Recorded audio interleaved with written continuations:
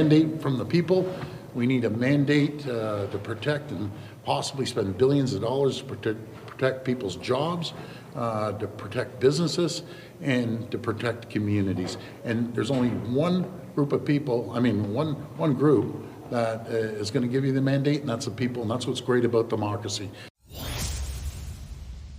In the face of prospective Trump tariffs on Canadian imports, Ontario Premier Doug Ford, as you heard there, says he wants a new mandate, ramping up speculation that Canada's most populous province could be headed for a snap election more than a year ahead of its next fixed election date. We invited the Premier on this program tonight, but he was not available. With us now live to respond to the idea of an election is Ontario Liberal Leader Bonnie Crombie. Hi, Ms. Crombie. Great to have you back on the show. Thanks for making the time. Hey, Vassy. Thanks for having me on tonight.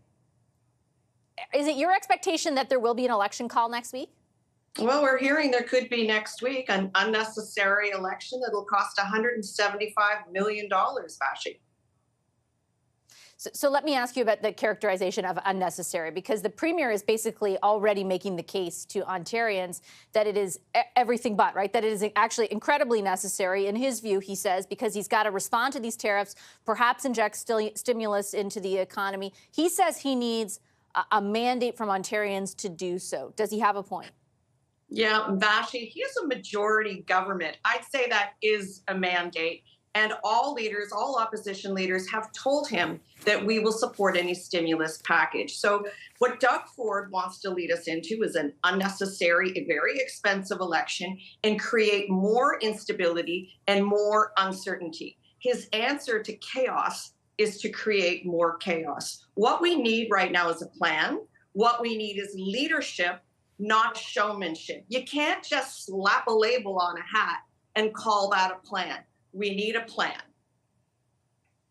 So far, he has signaled, a number of different things in response to what Trump is threatening, everything from, as we just talked about, potential stimulus for jobs that were at stake. He says that there's 500,000 in Ontario that would be at stake, to holding back the export of electricity south of the border. Do you agree with what he has put forward so far? Or if you don't, what would you do differently?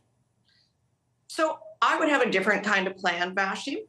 First of all, I would get the basics right here in Ontario, because we see that our education system is crumbling. People don't have access to a family doctor. We need to focus on the basics. His debt, his deficit are out of control, and unemployment is higher than it's been in over a decade. The economy is spiraling.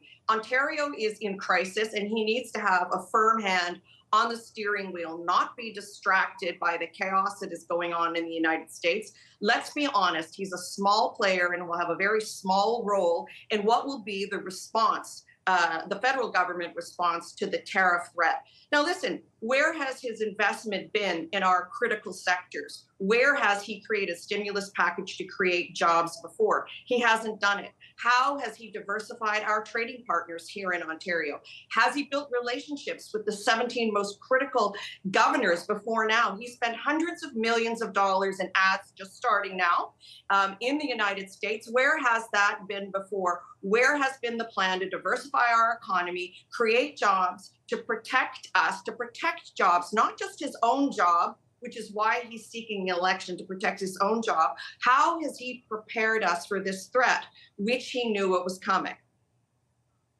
So if you were Premier, Ms. Crombie, would you be threatening to withhold the export of energy, such as electricity, as Ontario does export to the United States? Like, do you agree with that positioning? Because other premiers have taken a different view. So look, we work with the federal government in partnership with all the other premiers. There's a 2 or 3 prong approach. You start slowly and you build up. There are a number of sectors where we will apply retaliatory tariffs. We have to protect ourselves and protect our jobs. And that requires a firm hand on the wheel. But even before that, Vassy, he's been distracted from the province of Ontario. Our province is crumbling. Our healthcare system is crumbling. Just last weekend, we saw seniors in walkers and in wheelchairs line up in a snowstorm, bundled in parkas, for 6 hours to gain access to a family doctor. That shouldn't be happening here in Ontario. And let me tell you, He's never asked for a mandate to write $3 billion worth of pre-election checks to the voters here in Ontario. He didn't ask for a new mandate to build a tunnel under the 401 or to give $2 billion to a foreign spa company at Ontario Place or $1 billion to expedite the sale of booze and wine or the billions of dollars he spent during COVID. He didn't ask for a new mandate then. Why now? It's a distraction because of the chaos here in Ontario. Our economy is crumbling and he's trying to distract voters. It's a very selfish ploy. The only job Doug Ford is trying to protect right now is his own.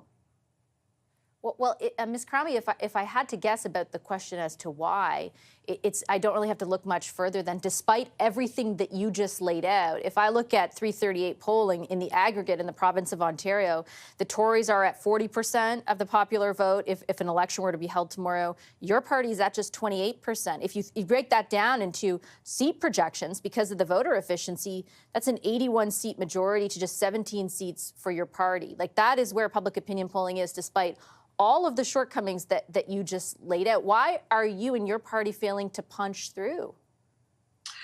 Vassy, our premier has spent hundreds of millions in ads, both Ontario ads and their own attack ads. Polls only matter on election day. They're irrelevant right now. We need to focus on the basics here in Ontario. People don't have a family doctor. 3 million people don't have a family doctor, as we well know. Our schools are under-resourced. They're crumbling. It's the highest debt and deficit. And now unemployment is higher than it's been in a decade. It's a very dire situation. And he wants to play Captain Canada by slapping a label on a cap. This is uncalled for. What we need is leadership, not statesmanship. If he wants to call an election, we are ready. We have actually nominated more candidates than any of the other parties. We've had excellent fundraising and we're continuing to bring in money. So if an election is called, we are ready. But the man has a majority government, the support of the opposition parties for stimulus. It is an unnecessary election that is causing a lot of stability and a lot of uncertainty in a time where we need a calm and firm resolve to respond to the threat south of the border. So it is unnecessary, and it's a very selfish and self-vested ploy by this premier. But in raw politics, don't you think he's doing it because he thinks he can win? And isn't that a problem for your party and the work you've done as leader? Vassy, you will know well what has happened to previous governments when they go to an early election. They get punished by the electorate. He has a mandate until June of 2026, and that's when the election should be called. All right, I'm going to leave it on that note. Ms. Crombie, appreciate your time as always. Thank you so much. Thanks so much, Vassy.